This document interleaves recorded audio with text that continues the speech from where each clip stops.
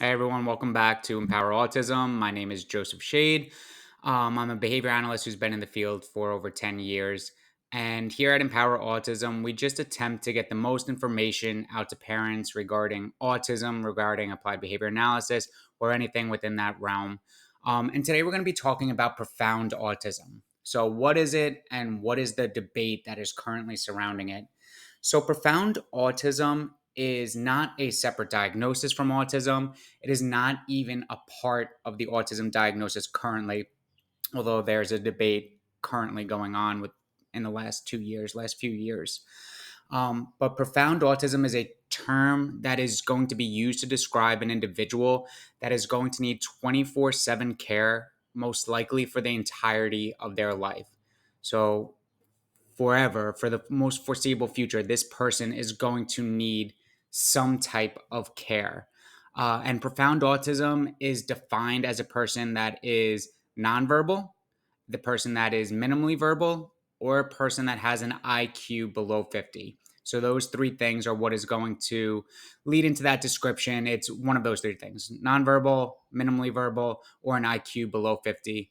And again, it's a term used to describe a person that is going to need care likely for the rest of their lives. This person will most likely never go to college. Will have difficulties in functional skills such as showering, using the toilet, preparing food for themselves. So they are going to need that care. Currently, when you get a autism diagnosis, you should receive a level 1, 2, or 3 diagnosis, with level 3 being the most extreme. And that's really those individuals that are going to fit into this profound autism terminology, right? It's that person that has nonverbal skills, strong repetitive behaviors, uh, difficulties with routines that fit in that level 3 category are going to fall under this profound autism umbrella. Again, only describing a person that is going to need care for the rest of their lives, or likely. Individuals with profound autism, we see higher rates of aggression, we see higher rates of self injury, more difficulty, as I said before, in increasing functional skills such as showering, self care, things like that. So, in April of 2023, the CDC came out with a research article to kind of try and figure out a number of how many individuals are out there with an autism diagnosis that would fall under that profound autism umbrella. So, we already know from the CDC numbers that currently 1 in 36 individuals, children, will receive an autism diagnosis. 1 in 36. And that number keeps on increasing and increasing, right?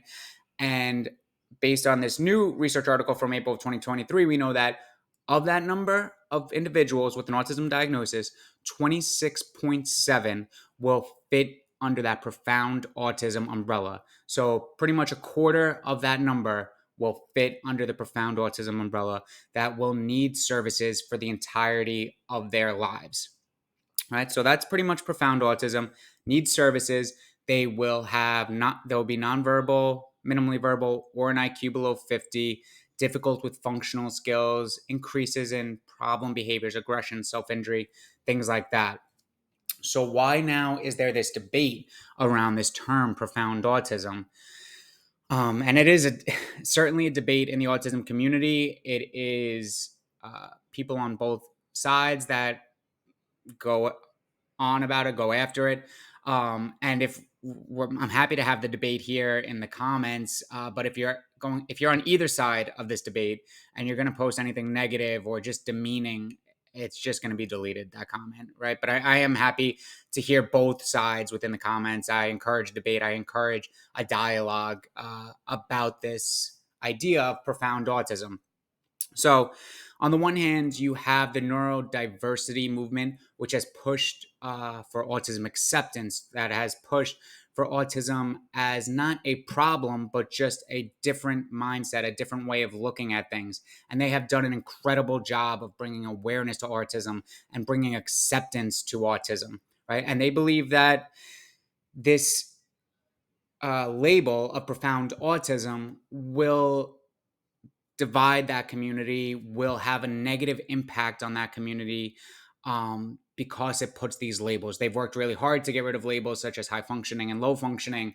And now we're trying to now the autism community is trying to put this new idea of profound autism in, which is adding a label, right? We had labels. There used to be labels under the old DSM, right? That used to be Asperger's and other disorders that kind of all fell with under the same umbrella because the neurodiversity community wanted to get rid of that label of Asperger's, and they succeeded in that.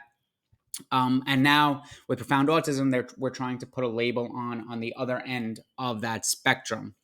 So in that case, why might we need a profound autism diagnosis or a profound autism term? And the answer for that is that parents of individuals with profound autism that fall under the umbrella feel like they are being ostracized from the neurodiversity community, right?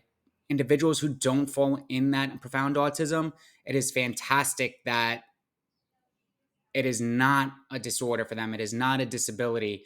It is it is just a difference in mindset. That is totally true.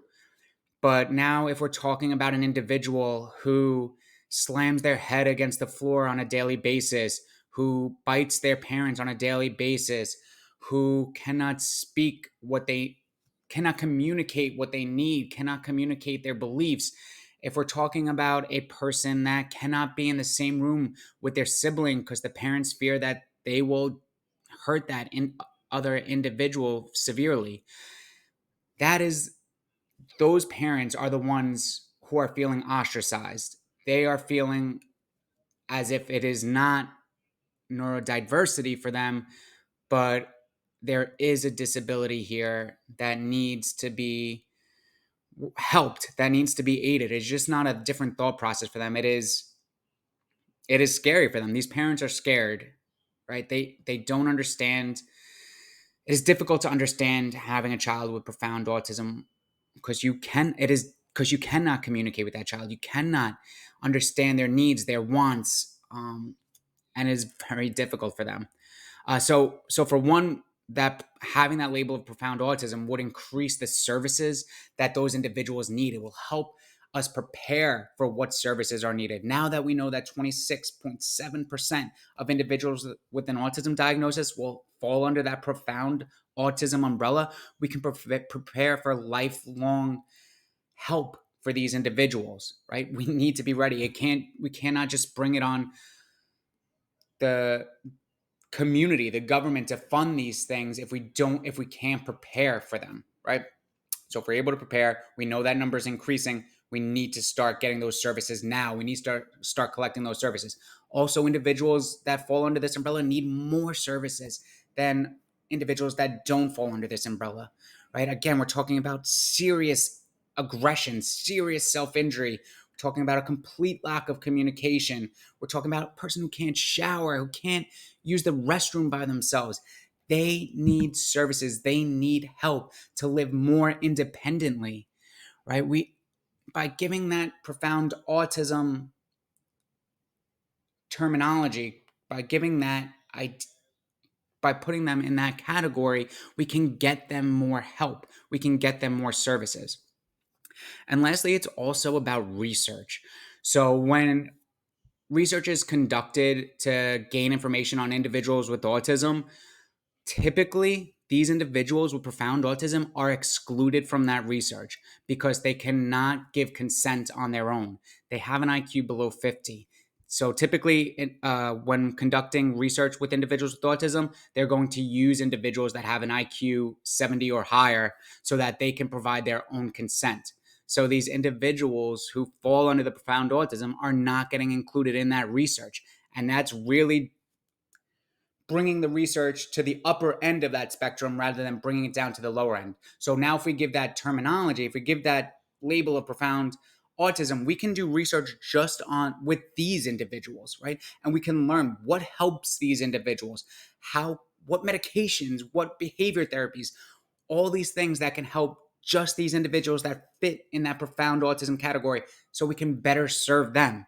And that is the goal here, right? To build awareness for these individuals that have profound autism. We will never see these individuals on TV. We will never see these individuals in social media, in the comments section here. They're just not going to be there. because they can't. They can't do that. So it's up to the parents, it's up to other individuals to build awareness for individuals with profound autism, for these individuals that are going to need care for the rest of their lives. And by doing research, by providing services, by doing research, we can better serve these individuals. We can better help to have them live independent lives by providing services and research that are directed towards them. But that's profound autism. Again, nonverbal, minimally verbal, IQ below 50, going to need care for the rest of their lives, higher aggression, self injuries, lower rate of functional behaviors, eating, preparing food, showering, things like that. And that's the debate around profound autism. Again, I'm happy to have the debate here in the comments, but if it's negative, if they're nasty comments that attack the other side, they're just going to be deleted. But I'm happy to have both sides comment in a proactive and in a positive dialogue discussion. But this is Empower Autism. You could check us out at empower-autism.com or at Empower Autism on Instagram, TikTok, things like that. Hope to see you soon.